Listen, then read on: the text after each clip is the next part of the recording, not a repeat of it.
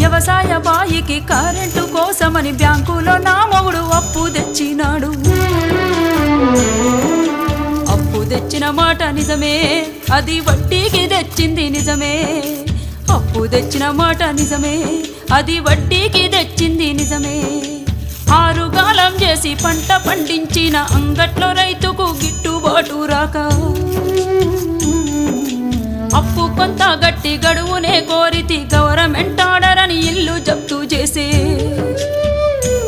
అయ్యా యాడ తెచ్చి గడుదును నేను ఎవరి కాళ్ళ పడుదును, యాడ తెచ్చి గడుదును నేను ఎవరి కాళ్ళ పడుదును. అసలేటి వానల్లో ముసలెట్ల కట్టుకొని మోకాటి బురదలో మడికట్టు దున్నితే గరిసెలెవరివి నిండెరో గంగన్న కడుపులెవరివి గాలెరో, గరిసెలెవరివి నిండెరో.